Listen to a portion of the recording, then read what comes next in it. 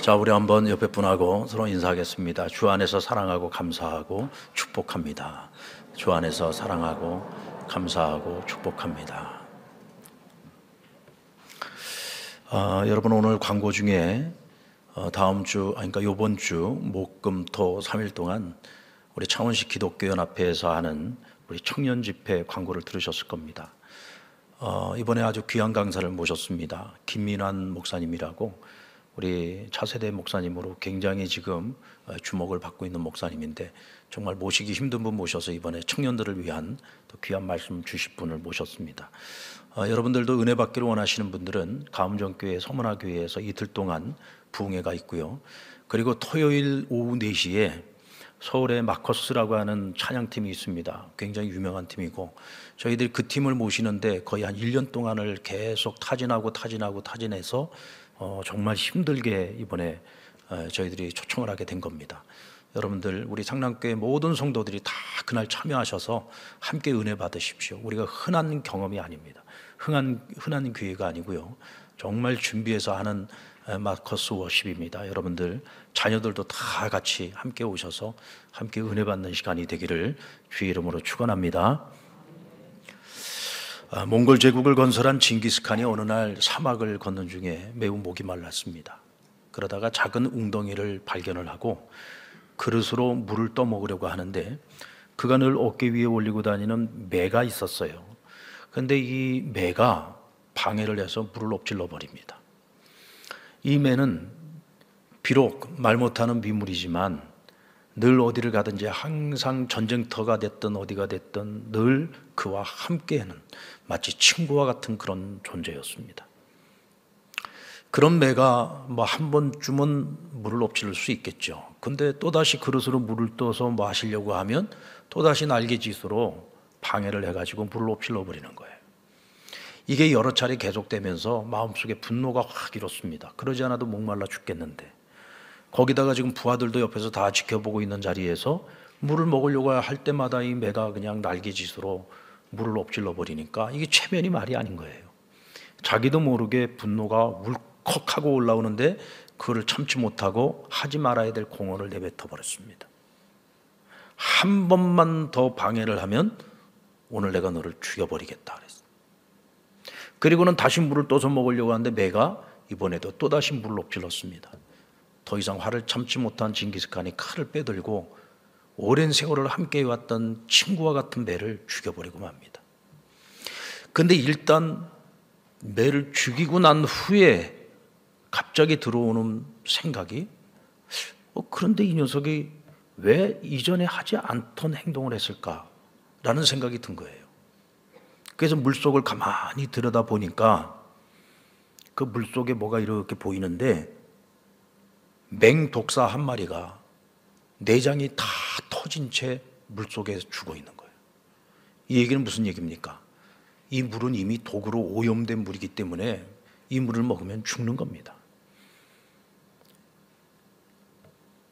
이 친구와 같은 매는 자기 주인을 살리기 위해서 날개짓을 하고 주인이 물을 마시지 못하도록 그것을 가로막았던 거죠. 주인을 살리기 위한 것이었습니다. 그런데 이 주인은 자기 안에 있는 그 분노를 참지 못해서 자기를 위해서 죽을 수도 있는데 날개짓을 하며 주인이 독을 먹지 못하게 했던 그 매를 죽이고 말았던 거죠. 뒤늦게 그 사실을 깨닫고 얼마나 후회가 됐겠습니까? 통곡을 해도 소용이 없었습니다. 그래서 그는 그 죽은 매를 가지고 가서 그것으로 금으로 완전히 입혀가지고 금 동상을 만들어 자기 방에 모시게 됩니다. 이때 매의 금 동상을 만들면서 한쪽 날개에 글을 새겨 넣었는데요, 분개하여 판단하면 반드시 패하리라. 또 다른 한쪽 날개에는 아무리 잘못한 일이 있더라도 벗은 벗이다 라는 말을 새겨 놓고 항상 그것을 보면서 자기 인생의 교훈으로 삼았다고 합니다. 잠언 14장 29절 말씀에 보면, 노하기를 더디하는 자는 크게 명철하여도 마음이 조급한 자는 어리석음을 나타낸다고 했습니다. 마음이 조급하여 쉽게 분노하는 사람은 어리석은 행동을 할 수밖에 없다는 거죠. 반면에 노하기를 더디하는 자는 명철하여 실수를 줄일 수 있고 죄를 범하지 않을 수 있다는 겁니다. 여러분, 분노라고 하는 감정은 인간이라면 누구나 다 가질 수 있고 또 가지고 있습니다. 여러분들 가운데 누구 한 사람 화 안 내본 사람이 있습니까? 화 안 내본 분들 계세요? 이번에 제가 라오스에 갔다 왔는데 이 라오스 사람들은요, 이 라오스에 특별한 문화가 한 가지가 있더라고요. 그게 무슨 문화냐면 이 나라 사람들은 전부 괜찮아. 그래서 화를 안 낸답니다. 화를. 자기 차를 갖다가 골목길에다 대놔가지고 다른 차들이 전부 뒤에 지금 이 길을 지나가지 못하고 다 서 있는데도 자기 차 때문에 다른 차들이 못 나가고 있는 걸 빤히 보면서도요, 차를 안 뺀답니다. 그런데 그렇게 줄지어 있는 차들 중에 누구 하나 경적을 울리는 차가 없대요. 그래서 라오스에는 경적 울리는 소리를 들을 수 없답니다. 이 창원에서는 있을 수가 없는 일이죠. 정말 있을 수가 없는 일입니다.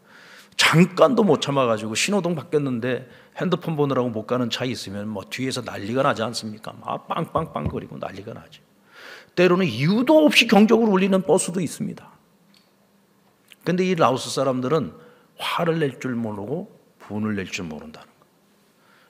그래서 어떤 분들은 기업을 경영하는 분들, 특히 이제 한국 사람들이 가서 기업을 하는 분들이 어쩔 때는 또 속이 터진답니다. 직원이 뭘 좀 잘못한 것이 있어가지고 혼을 내고 이거 좀 잘못했다, 이런 수정해라 라고 얘기를 하면 우리 같으면 어떻게 됩니까? 알겠습니다. 다시는 실수하지 않겠습니다. 열심히 하겠습니다. 이렇게 얘기를 해야 되는데 이 사람들은 전부 다 씩 웃고 있답니다. 그러면서 속으로 하는 얘기가 괜찮아, 뭐 그럴 수도 있지, 괜찮아. 결국 이 괜찮아라고 하는 것이, 이 분내지 않는 것, 화를 내지 않는 것이 어떤 면에서 굉장히 좋은 면이기도 하지만 어떤 면에서는 이것이 우리의 발전을 가로막기도 하는 거죠. 그래서 저는 이 분노라고 하는 감정 자체가 나쁘다고 생각하지는 않습니다.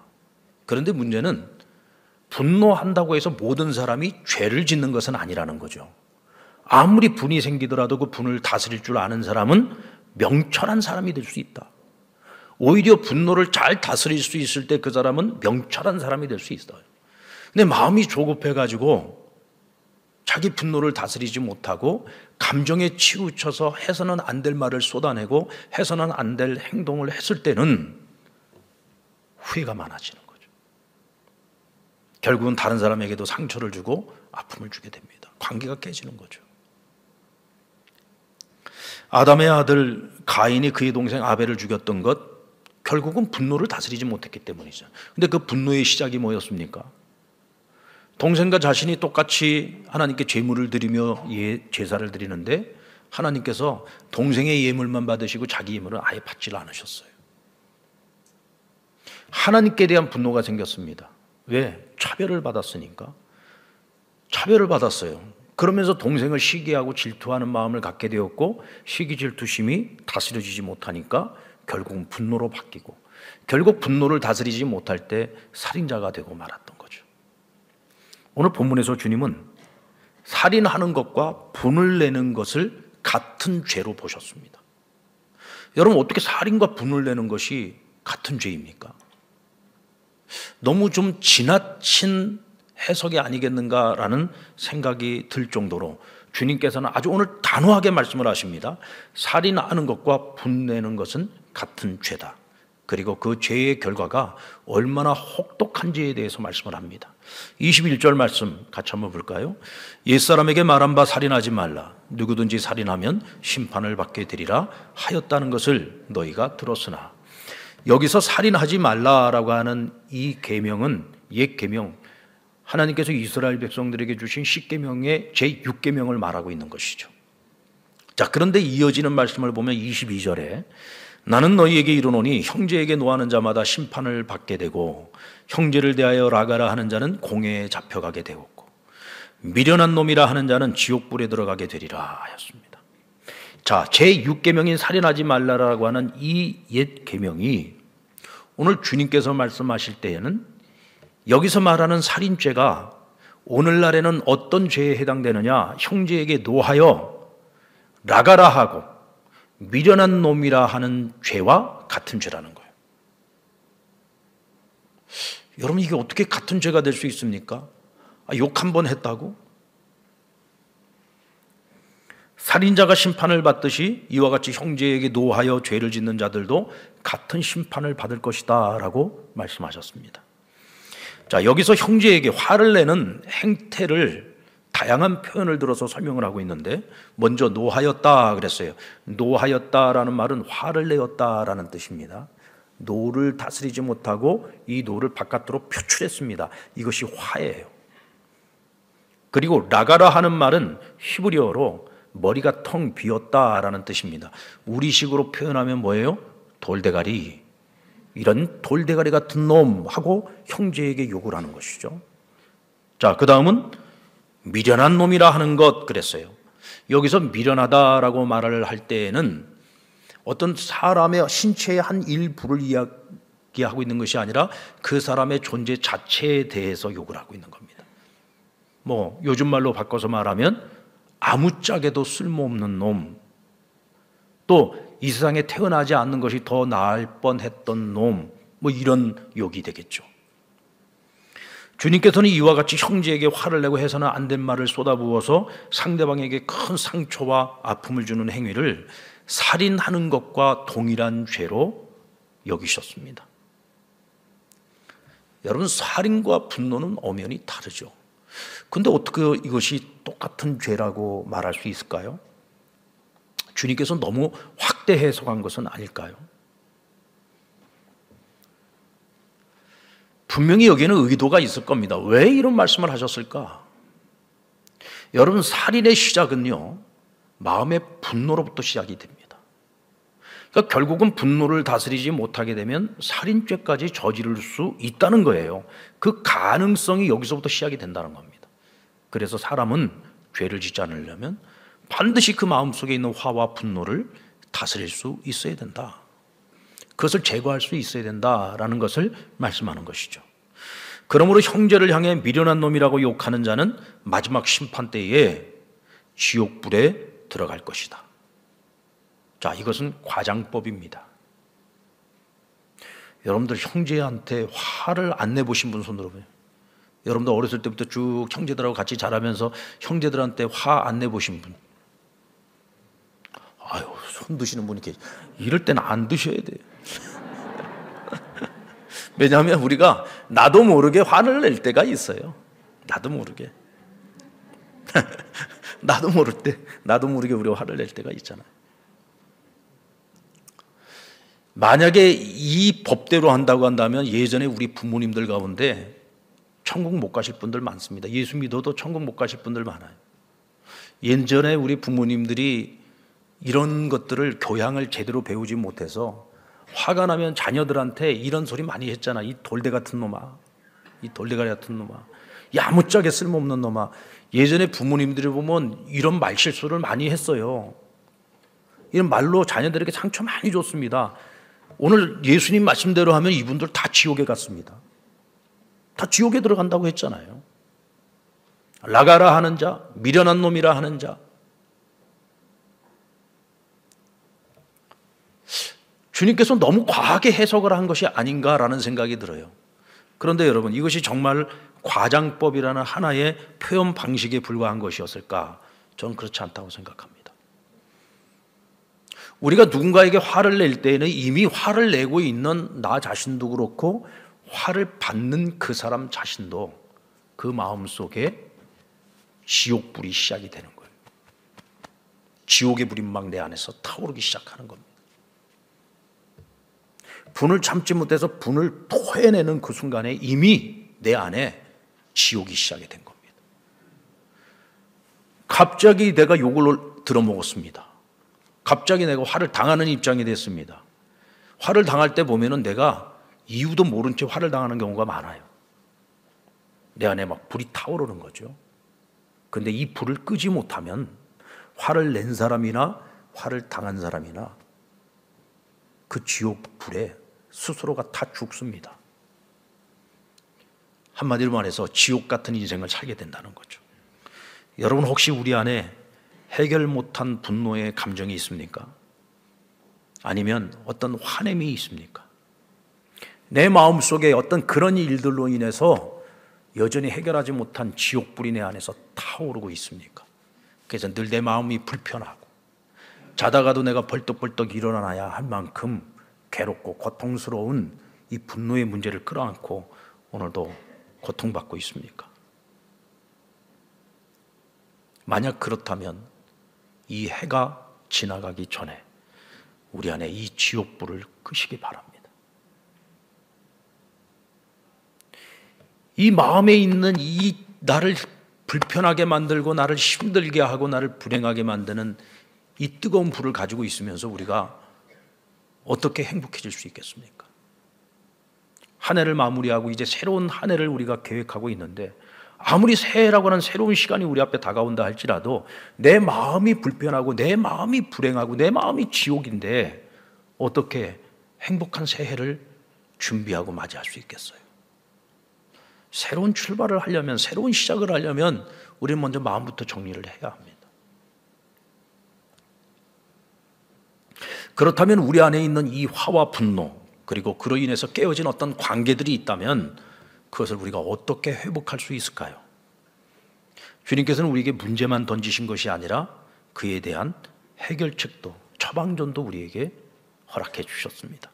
먼저 오늘 본문의 말씀을 보면 하나님께서 우리로 하여금 내가 다른 사람에게 저지른 잘못이 무엇인지에 대하여 깨닫게 하신다. 그래서 형제에게 원망 들을 만한 일이 생각나게 하신다라고 말씀하고 있습니다. 23절 말씀 볼까요? 그러므로 예물을 제단에 드리려다가 거기서 내 형제에게 원망 들을 만한 일이 있는 것이 생각나거든. 예물을 제단에 드리러 가고 있는 이 사람은 지금 제사 제물을 하나님께 드리기 위해서 성전으로 나아가고 있는 거죠. 그러니까 이 사람은 하나님께 예물을 드릴 줄 아는 경건한 사람이라는 것을 우리가 알 수 있어요. 신앙인입니다. 자, 그런데 오늘 이 본문의 문맥 흐름 전체를 놓고서 오늘 말하고 있는 이 사람, 이 경건한 사람은 어떤 사람이냐? 형제의 잘못을 보고 화를 냈거나 아니면 이 돌대가리 같은 놈하고 나가라 하고 욕을 했던지 아니면 아무짝에도 쓸모없는 놈이라고 형제의 그 존재 자체에 대해서 부정을 하면서 그를 심하게 질책을 했거나 이와 같은 실수를 저지른 사람을 지금 말하고 있는 것입니다. 여러분들 경건한 사람, 스스로 거룩하다고 생각하는 사람들의 특징이 뭐죠? 이런 사람들은 자기 의가 굉장히 커요. 그러니까 저와 여러분이 가지고 있는 의와 다른 의입니다. 저와 여러분이 가지고 있는 의는 하나님이 우리에게 예수 그리스도를 통해서 선물로 주신 하나님의 의죠. 맞습니까? 저와 여러분은 하나님이 주신 선물로 주신 나의 행위와 전혀 상관없이 받은 의예요. 그래서 우리는 이 의를 자랑할 수가 없습니다. 오히려 부끄럽게 여겨야 되는 거죠. 그래서 우리는 함부로 남의 어떤 실수나 연약함이나 허물에 대해서 함부로 판단하거나 함부로 정죄할 수가 없어요. 왜? 나도 같은 죄인이니까. 우리가 그런 마음을 우리는 가지고 살아가잖아요. 그런데 하나님의 의가 아니라 자기 의를 가지고 살아가는 사람, 내가 선한 일을 많이 하고 내가 종교적 열심을 가지고 열심히 하나님을 섬겼고 이런 자기 나름대로의 의로 똘똘 뭉쳐있는 사람들은 다른 사람의 연약함이나 허물이나 죄를 보면 참지를 못해요. 그걸 참지 못하니까 비판하고 쉽게 정죄하는 경향이 있습니다. 예수님 시대에는 어떤 사람들이 이와 같은 사람들이었습니까? 바리새인, 서기관, 사두개인. 흔히 이 사람들을 종교인이라고 얘기하죠. 그들은 자신들이 종교인이라는 이유 때문에 스스로가 굉장히 의롭다고 생각을 했고 그래서 남을 판단하는 일을 아주 쉽게 했습니다. 그러다 보니 알게 모르게 오늘 주님이 말씀하고 있는 이와 같은 죄를 많이 범할 수밖에 없는 거죠. 오늘 이 예물을 드리러 오고 있는 이 사람도 그 중에 한 사람이었던 것 같아요. 자, 오늘 그가 예물을 드리기 위해 성전으로 왔다는 말은 그가 하나님께 지은 어떤 죄가 있어서 이 죄를 용서하고 싶어 하나님 앞에 제물을 드리고 제사를 드리기 위해 나온 것입니다. 그런데 오늘 하나님께서는 그의 제사를 받고 그의 죄를 용서해 주시기 전에 먼저 그로 하여금 생각나게 하는 것이 있었어요. 그것이 뭐냐? 형제에게 원망 들을 만한 일이 생각나도록 하셨다는 거죠. 여러분, 이것이 바로 하나님의 은혜입니다. 오늘 이 사람은 내가 하나님께 잘못한 죄를 사함받기 위해서 지금 성전에 제사를 드리러 오는데, 하나님께서는 그 죄의 문제를 다루기 전에 먼저 이 사람으로 하여금 그가 사람에게 잘못한 것을 생각나게 만드셨다. 다른 형제에게 원망을 들을 만한 일을 생각나게 하셨다는 거죠. 누가 생각나게 했어요? 하나님께서 생각나게 한 겁니다. 그래서 우리는 이것을 하나님의 은혜라고 말합니다. 다른 사람의 어떤 잘못 때문에 우라통이 터져서 분노를 낸 사람이 하나님 앞에 나왔을 때 그 사람에게 주시는 하나님의 은혜는 내가 다른 사람에게 무엇을 잘못했는지를 생각나게 하는 것입니다. 다시 말하면 나는 내가 피해자라고 생각을 했어요. 그런데 주님께서 생각나게 하시기를 아니야, 너가 가해자야 라고 말씀하시는 거죠. 나는 그 사람이 가해자라고 생각을 했는데 하나님께서 아니야, 그 사람이 피해자야 라고 우리를 하여금 생각나게 하시는 겁니다. 여러분, 이것이 하나님의 은혜입니다. 이런 생각을 할 수 있다는 것, 나의 잘못이 깨달아진다는 것, 이보다 더 큰 하나님의 은혜가 무엇이겠습니까? 왜냐하면 바로 이 깨달음이 나를 지옥에서 건져낼 수 있는 단초가 되기 때문입니다. 이 깨달음이, 이 생각이 내 안에 불타고 있는 이 지옥불을 끌 수 있는 방아쇠가 될 수 있는 거예요. 그리고 이어지는 말씀이 먼저 가서 형제와 화목하라 라고 말씀하십니다. 24절 다시 한번 봅니다. 예물을 제단 앞에 두고 너희는 먼저 가서 형제와 화목하고 그 후에 와서 예물을 드리라. 나에게 예물 드리기 전에 먼저 가서 너가 원망 들을 말을 한 형제가 있다면 그와 먼저 화목하고 돌아와서 예물을 드려. 그래도 늦지 않아. 전혀 상관없어. 그렇게 해 라고 말씀하고 있는 것이죠. 자, 그러면 여러분, 이 화목을 위한 대전제, 화목을 이루기 위해서는 반드시 되어야 할 일이 있어요. 그건 뭐냐? 누군가가 먼저 화목을 위한 노력을 시도해야 된다는 겁니다.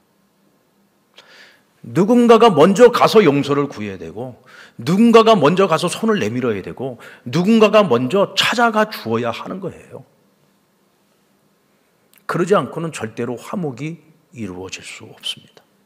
그러면 누가 먼저 찾아가야 됩니까? 누가 가서 손을 내밀어야 됩니까? 그것은 하나님께서 먼저 생각나게 한 사람, 먼저 생각나게 한 사람,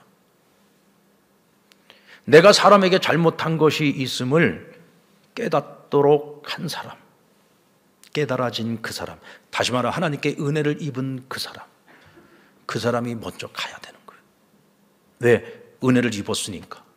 그 은혜에 대한 반응으로 내가 먼저 가야 되고 손을 내밀어야 되고 화해를 위해, 화목을 위한 노력을 먼저 시작을 해야 한다는 것이죠.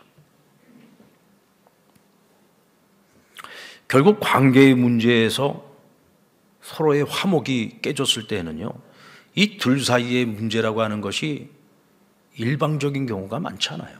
거의 대부분이 상호적입니다. 그래서 오늘 참 재밌는 것이 예수님께서 형제에게 원망 들을 만한 일이 있을 때 가서 용서를 빌어라 하지 않았어요. 뭐라고 말씀하셨냐면 가서 화목하라 그랬어요. 여러분, 용서를 비는 것과 화목을 이루는 건 다릅니다.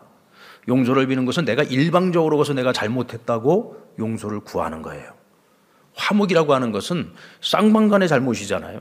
그러니까 내가 먼저 찾아가기는 하지만 가서 무조건 내가 잘못했다고만 하는 것이 아니라 내가 잘못한 것을 먼저 이야기를 하되 서로가 잘못되어진 것을 대화를 통해서 서로가 알게 되고 깨닫게 되어 서로가 용서를 빌고 서로가 함께 화목을 이루는 것을 말합니다. 그러니까 용서를 구하고 받는 것보다 사실은 훨씬 더 힘들고 어려운 것이 화목을 이루기 위한 노력이죠. 그런데 여기에 대전제 반드시 누군가가 먼저 해야 된다는 거예요. 먼저 하는 사람이 없으면 절대로 두 사람 간에도 뭐 다섯 사람 가운데에도 어떤 공동체 안에서도 절대로 이 화목은 이룰 수가 없습니다. 하나님과 우리 사이에 화목 제물이 되어주신 예수님을 한번 생각해 볼까요? 예수님께서는 하나님과 우리 사이를 어떻게 화목해 만들어 주셨습니까? 예수님은 죄가 없는 분입니다.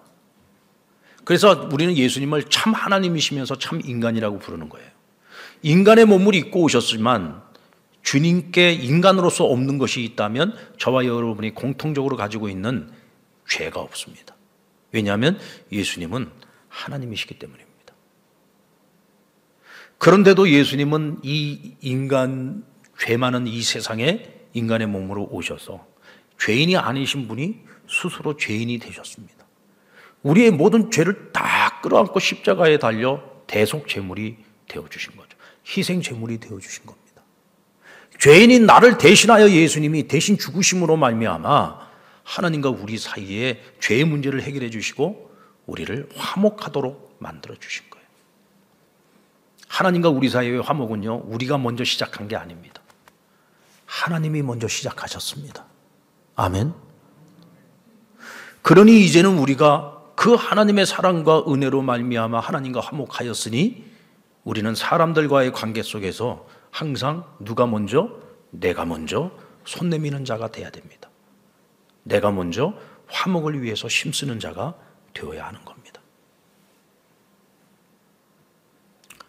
오늘 주님이 가르치시는 이 가르침 속에서 우리가 절대로 놓치지 말아야 될 또 하나의 중요한 진리가 있는데, 내가 다른 사람에게 잘못한 것을 생각나게 되고 그것이 깨달아진 것은 그보다 먼저 한 일이 있었기 때문이죠.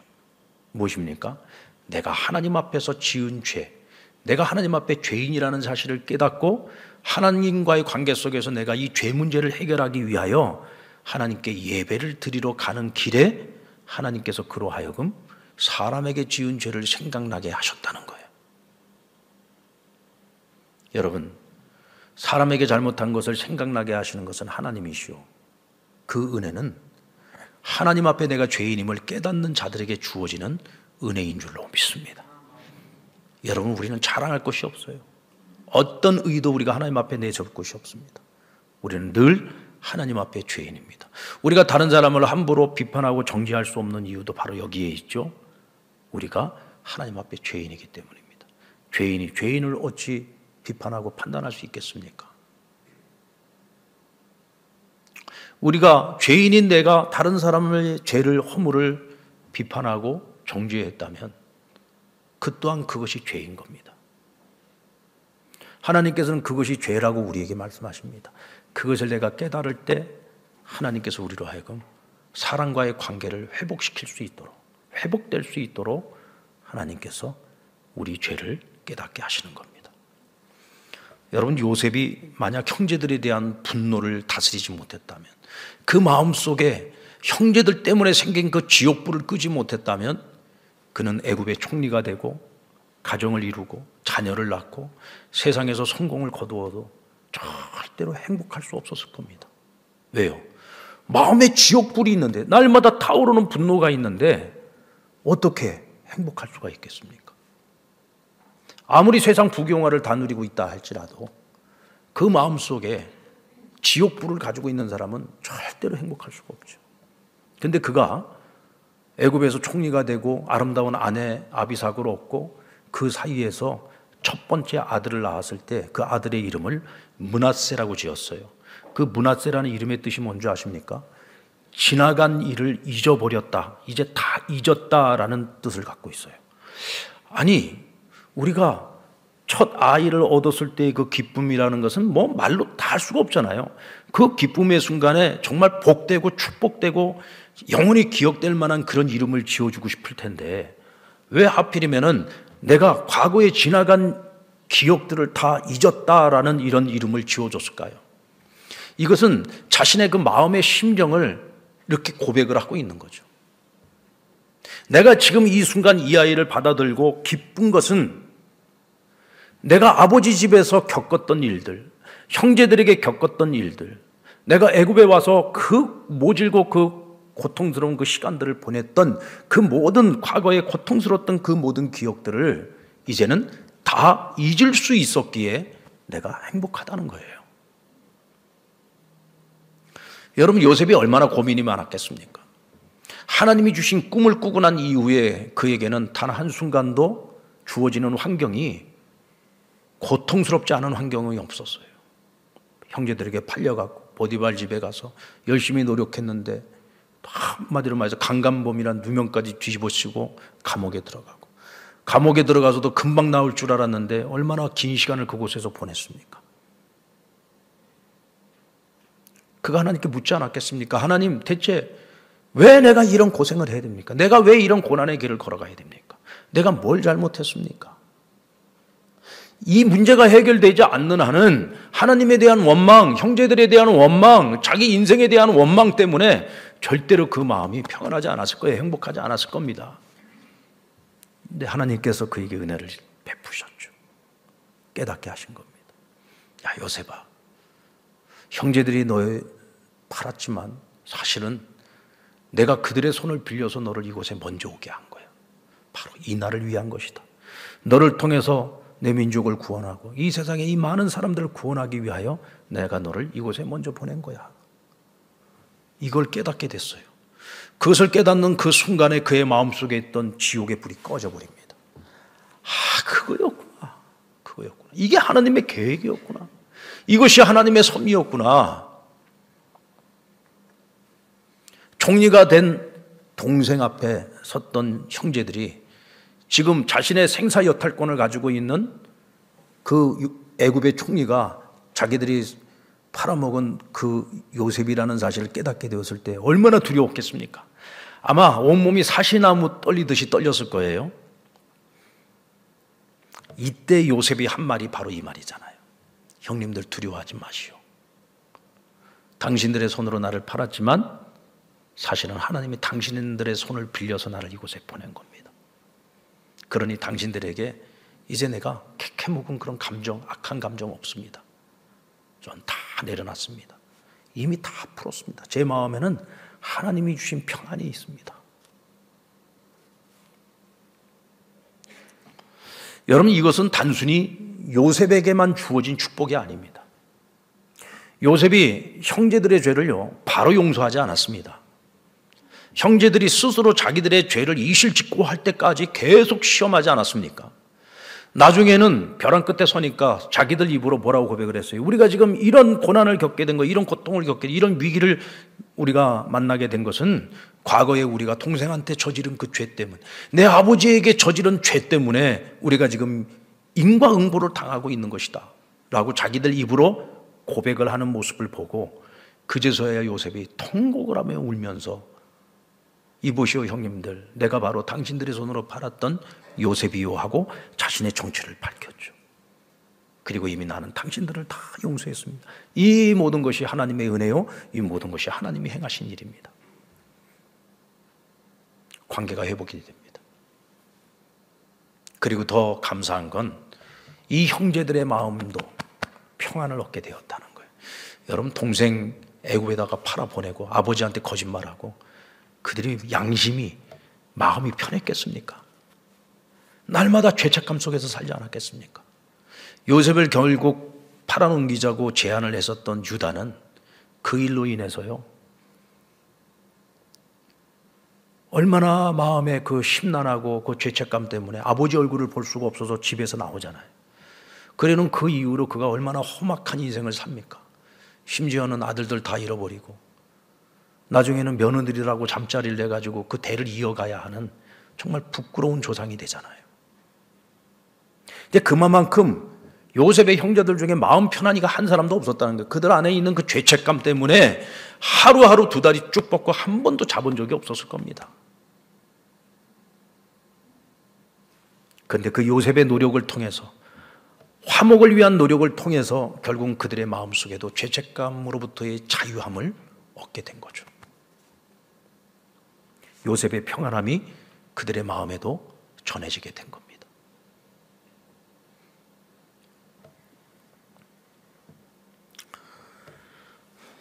여러분, 우리 마음속에 어떤 분노가 있습니까? 어떤 화가 있습니까?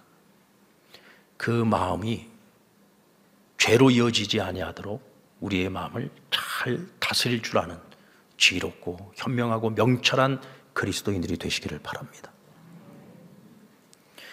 이미 엎질러진 불로 인해서 내 마음에 지옥의 불을 끌어안고 있다면 먼저 나 자신이 죄인임을 깨닫고 하나님 앞에 용서를 구하면서 다른 사람들에게 원망 들을 만한 일이 있다면, 하나님께서 그것을 우리로 하여금 생각나게 해주신다면 머뭇거리지 말고 내가 먼저 화목을 위한 노력을 시도하시기 바랍니다. 시작하시기 바랍니다. 그래서 이 불을 꺼뜨리고 새로운 한 해를 맞이하십시다.